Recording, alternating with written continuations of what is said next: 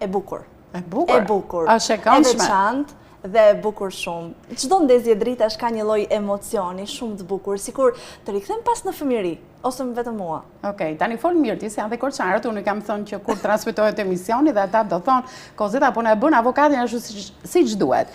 Megjithatë më bëri shumë përshtypje. Këtë idenë e krahasimit me Korçën e kemi më shumë në Shkodër, atje nuk e hasa shumë, nuk e di.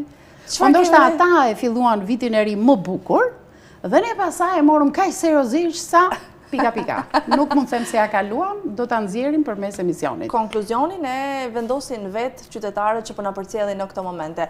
Por vazhdoj që qëndroj që Shkodra është më bukur. Okej. Çfarë kishte tjetër atje në Korçë? Po kishte më ja, ta filloj me titullar një herë, si uron një titullar dhe sa i ka marrë masat një titullar, pra krye bashkiaku i Korçës, me sezonin turistik, ku është kontributi i bashkisë. Dhe mendoj qytetar më të rëndësishëm nuk ka Korça. Po.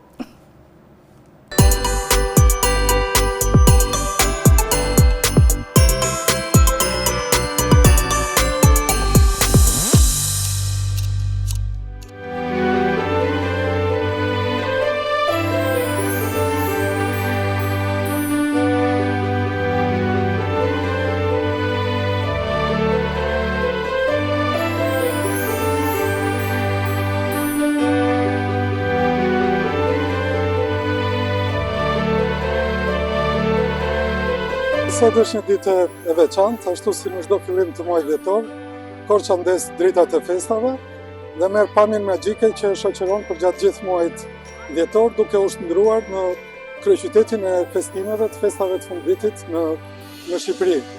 Atmosfera është magjike, por nuk është vetëm atmosfera që sjellin dritat e zbukurimeve, por është edhe një kalendar i pasur me aktivitete që do të na shoqërojnë përgjatë gjithë muajit dhjetor dhe ditëve të para të janarit. Besoj që edhe këtë dhjetor, ashtu si dhe vitet e tjera, do të kemi shumë vizitor, miq, edhe vizitor të ndryshëm nga qytetet e tjera Shqipërisë edhe nga jashtë Shqipërisë, që do të zgjedhin Korçën si destinacionin e pushimeve dhe festimeve të tyre.